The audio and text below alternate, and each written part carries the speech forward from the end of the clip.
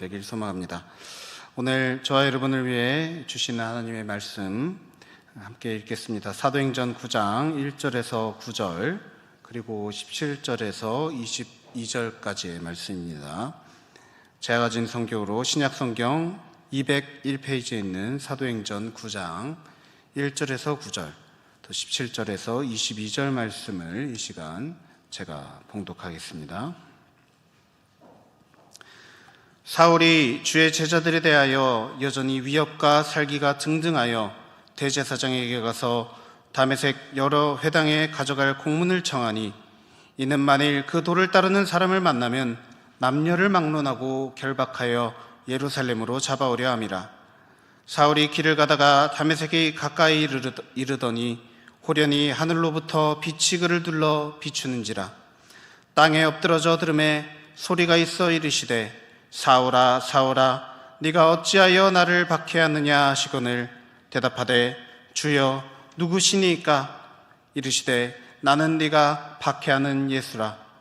너는 일어나 시내로 들어가라. 네가 행할 것을 내게 이를 자가 있느니라 하시니, 같이 가던 사람들은 소리만 듣고 아무도 보지 못하여 말을 못하고 서 있더라. 사울이 이 땅에서 일어나 눈은 떴으나 아무것도 보지 못하고 사람의 손에 끌려 다메섹으로 들어가서 사흘 동안 보지 못하고 먹지도 마시지도 아니하니라. 17절부터 22절 말씀입니다. 아나니아가 떠나 그 집에 들어가서 그에게 안수하여 이르되, 형제 사울아, 주 곧 네가 오는 길에서 나타나셨던 예수께서 나를 보내어 너로 다시 보게 하시고 성령으로 충만하게 하신다 하니, 즉시 사울의 눈에서 비늘 같은 것이 벗어져 다시 보게 된지라. 일어나 세례를 받고 음식을 먹음에 강건하여지니라. 사울이 다메섹에 있는 제자들과 함께 며칠 있을새 즉시로 각 회당에서 예수가 하나님의 아들이심을 전파하니, 듣는 사람이 다 놀라 말하되, 이 사람이 예루살렘에서 이 이름을 부르는 사람을 멸하려던 자가 아니냐? 여기 온 것도 그들을 결박하여 대제사장들에게 끌어가고자 함이 아니냐 하더라. 사울은 힘을 더 얻어 예수를 그리스도라 증언하여 다메섹에 사는 유대인들을 당혹하게 하니라.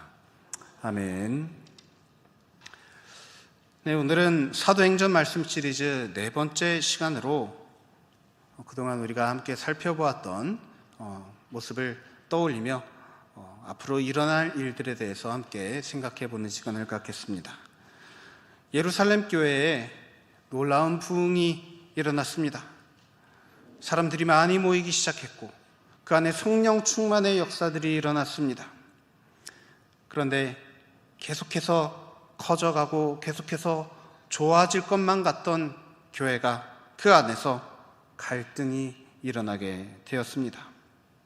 하지만 그 갈등의 상황을 말씀에 집중하는 것으로 말미암아 극복해내고, 말씀이 왕성해지자 제자의 수가 더욱 늘어나는 그런 역사가 나타났다라는 것을 지난주까지 살펴보았습니다. 하지만 그 이후에도 또 다른 고난과 고통이 찾아오는 그러한 일이 일어나게 됩니다. 이처럼 교회에 닥친 새로운 고난의 의미, 또 그 고난을 통해 일하시는 하나님에 대해서 함께 묵상하는 시간 되기를 소망합니다. 부디 바라기는 오늘 말씀을 통해서 핍박과 고난, 우리 삶 가운데 우리 신앙생활을 방해하며 우리의 삶을 무너뜨리는 이 핍박과 고난의 사건들이 어떻게 하나님의 손에 의해 쓰임받게 되는지, 또 저와 여러분을 어떻게 빚어가시는지 깨닫고, 또 하나님의 팔을 더욱더 의지하는 그런 결단의 기회로 삼는 이 시간 되길 간절히 소망합니다. 지난주 말씀인 사도행전 6장 말씀에서 우리는 점점 성장해 가던 예루살렘 교회에 처음으로 문제가 일어난 것을 보았습니다. 바로 히브리파 유대인들과 헬라파 유대인들, 서로 비난하고 원망하는 일들이 일어난 것입니다. 물론 그 사이에 오해가 있을 수 있습니다. 누군가가 잘못을 했을 수도 있죠. 하지만 당시 이 문제를 해결하기 위해서 사도들이 집중한 것은 누구의 말이 맞느냐, 진실 여부를 따지기보다는 바로 자신들의 모습에서 문제를 찾았습니다. 그들이 깨닫게 된 것은 무엇입니까? 바로 그동안 말씀에 집중하지 못했던 문제를 깨닫게 된 것입니다. 한정적인 시간, 한정적인 에너지를 오직 말씀에 집중해야 되는데 그렇게 하지 못했던 점을 회개하고, 본인들, 이 사도들은 오직 이 말씀에 집중하는 일에 시간과 에너지를 쏟기로 결단하고, 그 대신 교회를 섬기는 일, 헌신하는 일들에는 그 일에 전념할 수 있는 사람들, 바로 7 집사를 세우게 됩니다. 그 7 집사들 가운데 스데반이라고 하는 인물이 있었습니다. 스데반이라고 하는 인물이 가장 대표적인 인물이라 할 수 있습니다. 이 스데반이라는 집사가 가장 대표적인 인물인 까닭은 바로 그가 예루살렘 초대교회에서 가장 첫 번째로 순교를 당한 인물이기 때문입니다. 십자가에 매달려 죽으신 예수님 이후에 이 유대인들이 핍박해서 죽음을 맞이하게 된 첫 번째 인물, 바로 이 스데반. 다른 사도들이 아니라, 훨씬 더 중요해 보이는 인물이 아니라 바로 이 스데반이라고 하는 이제 막 집사로 뽑힌 인물이 첫 순교자였습니다. 물론 이제 막 집사로 뽑혔다고 하지만 집사로 뽑힌 사람들, 그 자격을 우리가 지난주에 살펴보지 않았습니까? 사람들에게서 칭찬을 받을 만한 사람들이었다라고 했습니다. 상당히 신앙적으로 훌륭하고 존경받을 만한 사람들이었습니다. 그런데 그 중에서도 스데반은 유독 특출난 사람이었던 것 같습니다. 그래서 이 스데반이 가장 처음으로 죽임을 당했다, 이 말은 그가 그 중에서도 가장 눈에 띄는 활약을 했다는 것을 의미합니다. 가장 잘 섬겼고, 가장 잘 가르쳤고, 가장 존경을 받는 사람이었습니다. 이에 앞서 설교하다가 붙잡혔던 베드로와 요한을 이렇게 신문하며 이렇게 가두려고 했었던 그 사람들이 이번에는 스데반을 붙잡아 와서 신문을 합니다. 자, 그런데 스데반이 이 변명을 하는 것이 아니라, 변론을 하는 것이 아니라 그 기회를 설교의 기회, 전도의 기회로 삼습니다. 그래서 예수 그리스도에 대한 그런 복음을 전하니 그들의 마음이 찔리게 되어서 그 말을 듣기 싫은 말로 여기고 큰 소리치며 귀를 막고 달려들어서 돌로 쳐서 그를 그 자리에서 죽여버리는 일이 일어납니다. 너무나도 존경받고 또 훌륭한 일꾼이었던 스데반의 죽음, 교회 입장에서는 너무나도 안타까운 죽음이죠. 모든 사람에게 존경받고 칭찬받던 사람이 이렇게 어이없이 죽어버린 겁니다. 앞으로 얼마나 더 많은 일을 할 수 있을지 너무나도 기대되는 사람인데 이렇게 죽어버린 것이죠. 그리고 스데반의 죽음 이후로 교회를 향한 핍박은 점점 더 커져갔습니다. 그래서 교회 입장에서는 정말 이 스데반의 죽음은 여러모로 참으로 안타깝고 괴로운 사건이었던 것입니다. 자, 여러분, 하나님은 왜 대체 이 스데반이라는 사람을 이렇게 안타깝게 죽음을 맞이하게 하신 것일까요? 사도들을 대신해서 교회를 섬기고 복음을 전하는 그런 사람으로 겨우 뽑아놨더니 이렇게 어이없게 죽게 하신 것, 과연 하나님의 뜻은 무엇일까요? 하나님의 온전한 뜻은 우리가 알 수 없지만 이 장면에서 우리가 찾을 수 있는 것이 있습니다. 바로 스데반의 죽음의 장면에서 또 다른 인물의 이름을 발견하는 것입니다. 바로 사울이라는 이름입니다. 사울이라는 이름은 구약에 한 명 있고 또 이제 신약에 한 명 있습니다. 구약에는 다윗이 왕이 되기 이전에 이스라엘의 왕이었던 사람, 그 사람이 사울이었고, 또 신약에서 등장하는 사울은 훗날 가장 많이 전도를 하고 가장 많이 교회를 세우고 신약 성경의 반 이상을 기록한 인물, 바로 사도 바울의 본래 이름입니다. 그렇게 위대한 인물의 이름이 처음 등장하는 장면이 바로 다름 아닌 스데반 집사가 돌로 맞아 죽는 장면인 것입니다. 참으로 아이러니한 장면입니다. 누군가가 죽는데 누군가가 등장하는 것이죠. 사도행전 7장 57절 58절에 보면 당시 스데반을 돌로 치는 사람들이 어떻게 했는지 이렇게 말합니다. 그들이 큰 소리를 지르며 귀를 막고 일제히 그에게 달려들어 성 밖으로 내치고 돌로 칠세 증인들이 옷을 벗어 사울이라 하는 청년의 발 앞에 두니라.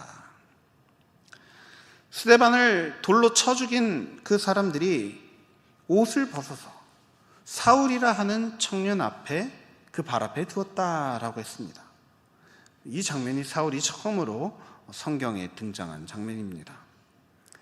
물론 사울은 이 스데반을 직접 이 돌로 쳐 죽인 사람은 아니었습니다. 하지만 사람들이 옷을 벗어다가 그의 앞에 두었다라는 말은 이 스데반을 죽이는데 이 사울 또한 아주 깊이 연결되어 있는 사람이라는 말입니다. 옷을 벗어서 그 앞에 두었다. 한마디로 자, 너도 공범이야 라는 것이죠. 그런데 사울은 만약에 그럴 생각이 전혀 없었더라면, 스데반을 죽일 생각이 전혀 없었더라면 아마 그것을 억울한 일로 여겼을 것입니다. 스데반을 죽이는 일에 자신이 조금도 보탠 것이 없거든요. 그런데 곧바로 이어지는 말씀인 사도행전 8장 1절 말씀을 보면 사울은 그가 죽임당함을 마땅히 여기더라 라고 했습니다. 자신이 그 돌을 직접 던져서 죽이는데 가담하지 않았을 뿐이지 이미 그 마음과 생각으로는 스데반을 죽이는 일에 동참했다는 겁니다. 이어서 8장 3절 말씀은 사울의 이후 행보에 대해서 이렇게 기록합니다. 사울이 교회를 잔멸할새 각 집에 들어가 남녀를 끌어다가 옥에 넘기니라. 얼마 전 있었던 스데반의 죽음의 현장에서는 그냥 방관자에 불과했습니다. 그런데 사울은 어느새 이 교회를 잔멸시키는 일에 선봉장이 되어 있었던 것입니다. 한편 스데반의 죽음은 예루살렘 교회에 대한 아주 큰 박해로 이어졌습니다.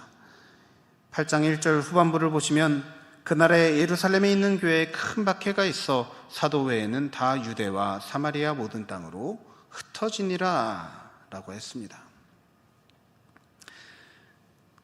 말씀이 왕성하여 점점 성장하고 있던 교회가 스데반의 죽음, 한 사람의 죽음 이후에 갑자기 이렇게 확 꺾이게 된 것입니다. 아마도 스데반의 죽음을 마땅히 여긴 이 사울 같은 사람들이 거침없이 핍박하고 죽이려고 드니까 결국 이 교회를 남아서 지킬 수밖에 없는 사도들 외에는 다 뿔뿔이 흩어지게 된 것 같습니다. 그리고 교회가 그렇게 된 데는 사울 또한 역할이 아주 컸다는 것을 알 수 있습니다. 여러분, 이 말씀을 보며 어떤 생각이 드십니까? 어떻게 하나님이 세우신 교회가 이렇게 될 수 있는가라는 그러한 생각이 들지 않으십니까? 우리 생각에는 지금까지 흐름대로라면 지금 이 예루살렘 교회는 더욱더 잘 돼야 됩니다. 이런 말도 안 되는 어려움 찾아와서는 안 됩니다. 그런데 여러분, 교회가 이렇게 뿔뿔이 흩어지게 된 것, 우리의 눈으로 볼 때는 이것이 참으로 안타까운 일인 것처럼 보이고 이해할 수 없는 일처럼만 보이지만 오히려 이 일로 인해서 온 유대와 사마리아 전역으로 믿는 사람들이 퍼져나가게 됩니다. 그래서 하나님은 이러한 환난과 고난의 사건을 오히려 생명의 말씀, 복음을 전하는 데 사용하셨다라는 것을 우리가 깨달을 수 있습니다. 이후에 일어나는 여러 가지 일들이 있습니다. 예루살렘 안에서만 이 복음이 전해졌었는데 이제는 사마리아, 심지어 에디오피아에서 온 내시에게까지 그 복음이 전해져서 그가 이 복음을 갖고 에디오피아, 아프리카로 가서 또 전도하는 그런 일이 일어났다라는 그러한 일들이 계속해서 이 사도행전에 기록됩니다. 이처럼 복음은 점점 전파되고 있는데 하지만 그런 가운데서도 교회를 향한 핍박은 여전히 진행 중에 있었습니다. 그래서 오늘 보신 본문 사도행전 9장 1절 2절 말씀을 보시면 사울이 주의 제자들에 대하여 여전히 위협과 살기가 등등하여 대제사장에게 가서 다메섹 여러 회당에 가져갈 공문을 청하니 이는 만일 그 도를 따르는 사람을 만나면 남녀를 막론하고 결박하여 예루살렘으로 잡아오려 함이라 라고 하였습니다. 이 스데반의 순교 장면에서는 아직 방관자에 불과했던 사울은 이제는 이 명령을 받는 것도 아니고 본인이 직접 스스로 나서서 허락을 받아서 그리스도인들을 핍박하는 지경에 이르게 되었습니다. 그들을 얼마나 미워하면, 얼마나 싫어하면 이렇게 되었을까요? 사울의 모습을 보면 정말 사람이 어찌 저럴 수 있나 싶을 정도로 집요합니다. 어떻게 이렇게 악하게 변할 수 있을까 싶습니다. 본래 사울은 가말리엘이라고 하는 당시 유대 최고의 석학에게서 율법과 또 말씀, 또 신앙생활에 대해서 배운 사람이었습니다. 즉 이 사울이라고 하는 사람은 하나님이 기뻐하시는 것은 무엇인지, 하나님이 싫어하시는 것은 무엇인지 이러한 것들을 너무나도 잘 아는 사람이었다라는 겁니다. 한마디로 오늘날 신앙생활 정말 열심히 하는 사람과 같은 사람이었다라는 것이죠. 그런데 어떻게 이런 사람이 이토록 집요하게 사람들을 잡아가두고 핍박하고 죽이는데 앞장서게 될 수 있었던 것일까요? 사울이 이토록 집요하게, 끔찍하게 괴물처럼 변한 것은 바로 이 사람 안에 자기의 의가 가득했기 때문입니다. 앞서 스데반의 죽음 장면, 거기서 사울이 어떻게 반응했는지를 말하는 이 8장 1절 말씀 보시면 사울은 그가 죽임당함을 마땅히 여기더라 라고 했습니다. 마땅히 여기더라, 옳게 여겼다 라는 말입니다. 그것이 옳은 일이다, 자신이 옳다, 내 생각이 옳다라는 말입니다. 그래서 내 생각에 옳다 여겨지는 것들을 위해서 전념하며 살아가다 보니까 한때는 그냥 방관자에 불과했습니다. 그랬던 청년이 그 누구보다도 앞장서서 그리스도인들을 잡아 죽이는 괴물로 변모하게 된 것입니다. 누가 명령해서도 아니었습니다. 다른 것이 아니라 오직 자기가 옳다 생각하는 그것, 자기 의 때문에 이렇게 된 것입니다. 물론 사람은 누구나 자신이 옳다 생각하는 대로 행동하게 되어 있습니다. 실제로 사울도 율법에 따르자니, 자신이 진리라고 믿어 의심치 않는 가르침을 따르자니 거기에 반대되는 믿음을 갖고 있는 이 그리스도인들, 예수쟁이들을 잡아 죽이는 것이 당연하고도 마땅한 일이라 생각을 했을 것입니다. 마치 우리가 집안에 파리나 모기가 들어오면 이걸 잡아 죽이는 일이 마땅한 일이다 생각하는 것처럼요. 그런데 여러분, 이런 생각으로 자기가 옳다 여기는 일들을 하기 위해서 다메섹에 있는 그리스도인들을 잡으러 가던 사울에게 어떤 일이 일어나게 됩니까? 갑자기 하늘로부터 빛이 비쳐서 그를 땅바닥에 떨어뜨리고 말씀이 들립니다. 사울아, 사울아, 네가 어찌하여 나를 박해하느냐? 누구십니까? 나는 네가 박해하는 예수라. 사울은 지금까지 자신의 신념이 틀렸다라는 생각을 조금도 하지 않던 사람입니다. 그렇다면 이 사울이 예수님에 대해서 과연 어떤 생각을 갖고 있을까요? 사울의 생각대로라면 예수는 그냥 인간입니다. 하나님이 아닙니다. 신이 아닙니다. 그렇다면 이처럼 신으로서, 하나님으로서 자신에게 말을 걸 수 있는 존재가 아닌 것입니다. 사울의 머릿속에 예수는 결코 이런 능력이 있으면 안 되는 존재였습니다. 그런데 실제로 그 일이 일어나게 된 것이죠. 하나님처럼 예수님이 말씀을 하셨습니다. 그리고는 그가 눈을 떴는데 아무것도 보이지가 않고 사흘 동안 보지도 못하고 또 먹지도 마시지도 못했다라고 했습니다. 눈은 떴는데 보지 못하고 먹고 싶어도 먹지도 못하고 마시고 싶어도 마시지도 못하는 삶이 3일 동안 계속 지속되었다는 것입니다. 여러분, 이게 과연 무슨 삶입니까? 삶이라고 부를 수가 없는, 오히려 죽음이라 부르는 것이 더 마땅한 삶 아니겠습니까? 보지도 못하고 먹지도 못하고 마시지도 못하는 마치 죽은 자처럼 살아가는 삶을 3일 동안 살아야 했습니다. 훗날 예수님의 명을 받은 제자 아나니아가 다메섹에 거주하는 사람이었는데, 이 사람이 찾아와서 말하기를, 형제 사울아, 주 곧 내가 오는 길에서 나타나셨던 예수께서 나를 보내어 너로 다시 보게 하시고 성령으로 충만하게 하신다 라고 말하자, 사울은 보이지 않던 눈이 갑자기 다시 보게 되었고, 또 먹지 못하던 음식을 먹지 못했었는데 또 음식을 먹음에 강건하여지니라 라고 했습니다. 3일 동안 마치 죽은 사람처럼 지내다가 다시 음식을 먹을 수 있는, 다시 살아난 사람처럼 변하게 되었다는 것입니다.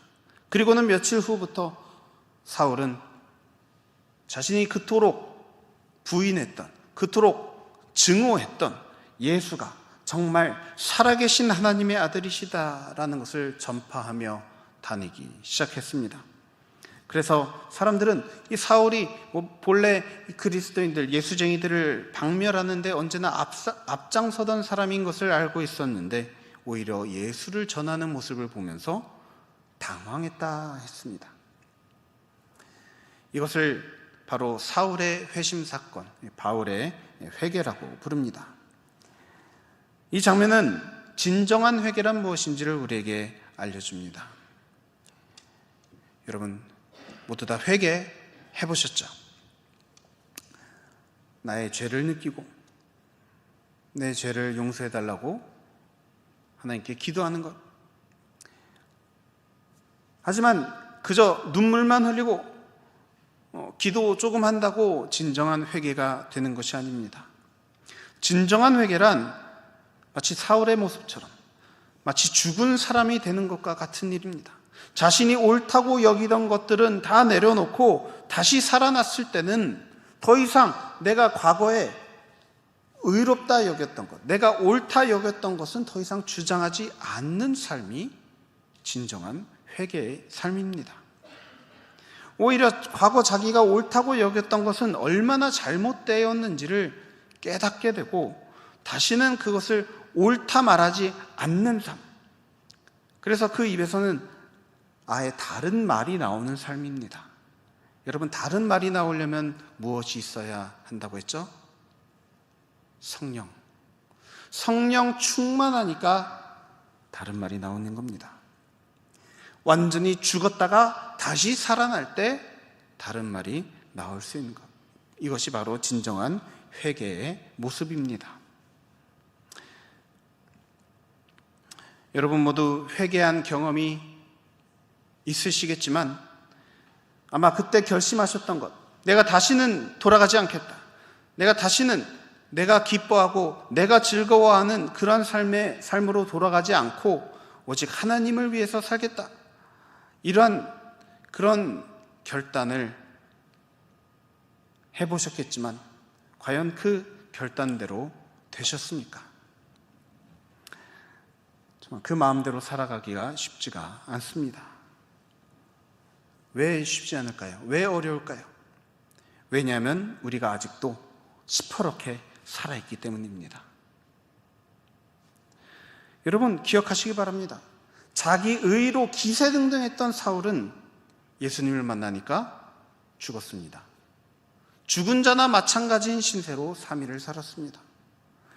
예수님을 만났는데 살지 않고 오히려 죽게 되었다라는 말은 과거 그가 살아가던 삶이, 그가 옳다라고 여기면서 살아갔던 삶은 사실 잘못된 삶이었다라는 것을 말하는 것입니다.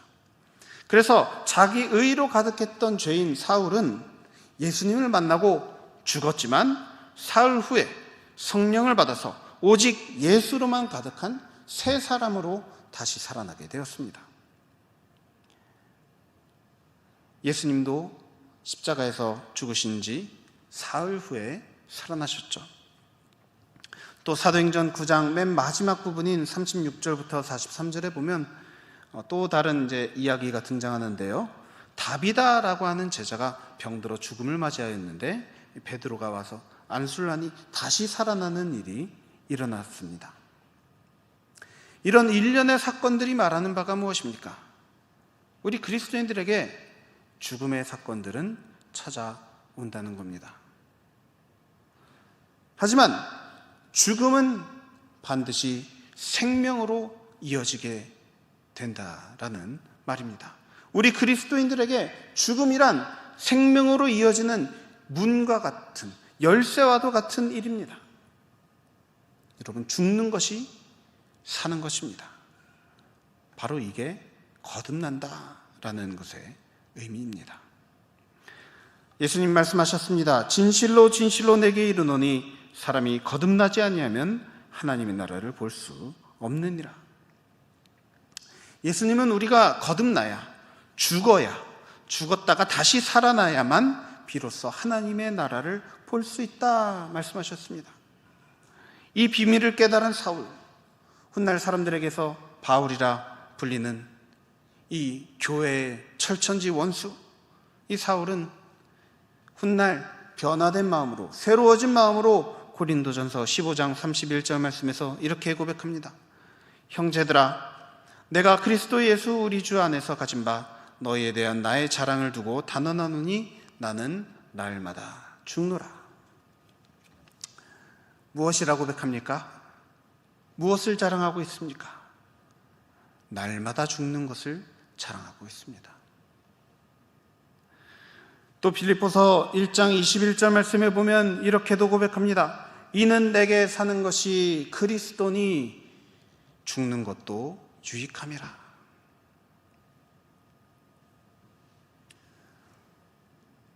사도 바울은 자신이 죽어 보았고 다시 살아도 보았습니다. 죽음의 사건, 또 다시 사는 사건 경험해 보았습니다. 그가 깨달은 진리는 죽는 것이 오히려 유익하다. 죽음 이후에 우리에게 찾아오는 새 생명, 성령으로 말미암아 주어지는 이 새 생명, 거듭나는 새 생명이 우리에게 가장 유익하다라는 것을 고백하고 있는 것입니다. 또 로마서 6장 6절에서 11절 말씀에서는 로마 교회 성도들에게 이렇게 가르칩니다. 이 말씀 저와 여러분 함께 한 목소리로 읽겠습니다. 우리가 알거니와 우리의 옛사람이 예수와 함께 십자가에 못 박힌 것은 죄의 몸이 죽어 다시는 우리가 죄에게 종노릇하지 아니하려 함이니 이는 죽은 자가 죄에서 벗어나 의롭다 하심을 얻었습니다. 만일 우리가 그리스도와 함께 죽었으면 또한 그와 함께 살 줄을 믿노니 이는 그리스도께서 죽은 자 가운데서 살아나셨음에 다시 죽지 아니하고 사망이 다시 그를 주장하지 못할 줄을 알미로다.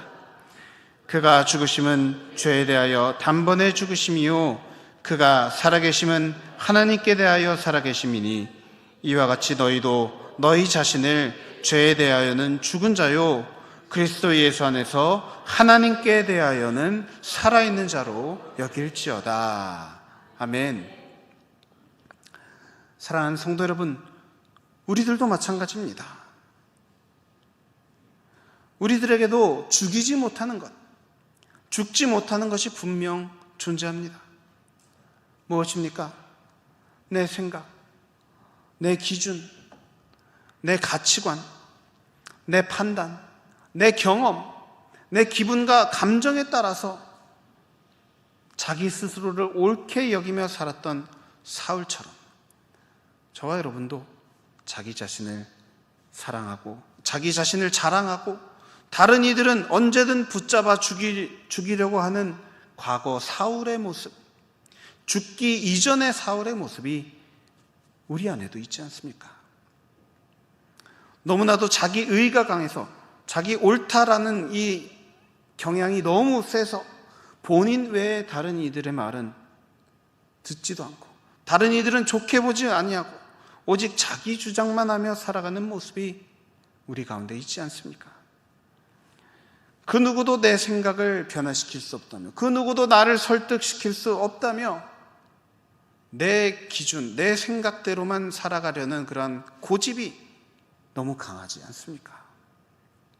여러분, 사도 바울이 그런 사람이었습니다. 사울이 그런 사람이었습니다. 그가 예수님을 만나서 죽기 이전에는 그런 사람이었습니다.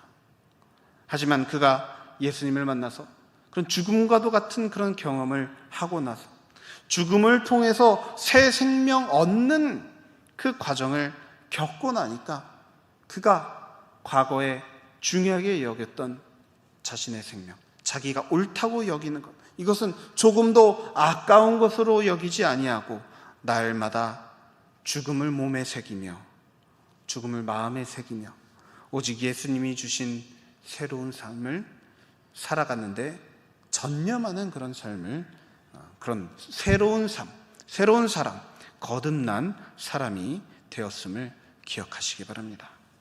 저와 여러분 또한 이런 경험, 새롭게 거듭나는 경험 해봐야 되지 않겠습니까? 나를 죽이는 삶, 힘든 삶입니다. 내가 옳다 여기는 것, 포기하는 것, 어려운 일입니다. 우리 힘으로는 결코 할 수 없습니다. 하지만 여러분, 예수님께서 이미 우리에게 본을 보여주셨습니다. 또 예수님 안에서 우리도 죽음을 경험하고 부활을 경험합니다. 사울이 예수님을 만났을 때 죽음도 경험하고 부활도 경험한 것처럼 우리도 죽음을 예수님과 함께 예수님을 만날 때 죽음을 경험하고 또 새 생명 얻는 그런 삶을 경험하게 될 줄 믿습니다. 그러니 사랑하는 성도 여러분, 여러분이 옳다 여기는 것을 내려놓는 것, 여러분의 죽음 너무 두려워하지 마시고 모두 다 예수님께 맡기시기 바랍니다. 예수님이 여러분으로 하여금 잘 내려놓게 하시고 또 다시 잘 살아나게 하시리라 믿습니다.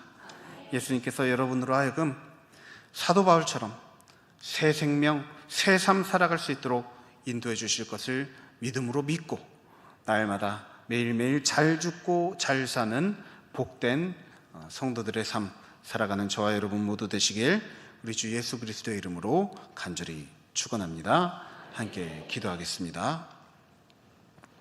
사랑과 은혜가 충만하신 하나님 아버지, 우리 삶 가운데 우리가 정말 중요하게 여기며 놓지 못하고 살아가는 그러한 것들이 있습니다. 하지만 그 어떤 것보다 주님이 가장 귀하신 분인데 그것을 알지 못하고 우리가 끝까지 붙들고 살아가던 것들이 있음을 고백합니다. 주님, 이 시간 우리 마음 가운데 찾아오셔서 주님이 가장 귀한 분이심을 알려주시고 또 주님을 만나면 우리가 새 생명 얻는 것을 믿음으로 믿고 새 생명을 얻었으니 이제는 옛날의 삶, 옛날의 모습은 기꺼이 버릴 수 있는 우리 결단의 모습들이 될 수 있도록 인도하여 주시옵소서. 주님, 우리들 주님을 참 기쁘게 만들어드리는 그런 삶을 살아가기를 원합니다. 또 주님의 기쁨이 우리 삶에 가득한 삶이 되기를 원합니다. 그렇게 하기 위해서 주님, 우리가 주님 안에서 다시 살아나기를 원하오니 우리를 거듭나게, 우리의 모든 못난 추한 모습들 다 버리고 주님 안에서 영광스러운 모습으로 다시 거듭나게 주님 역사하여 주시옵소서. 감사드리며 모든 것을 살아계신 예수님의 이름으로 간절히 기도드립니다.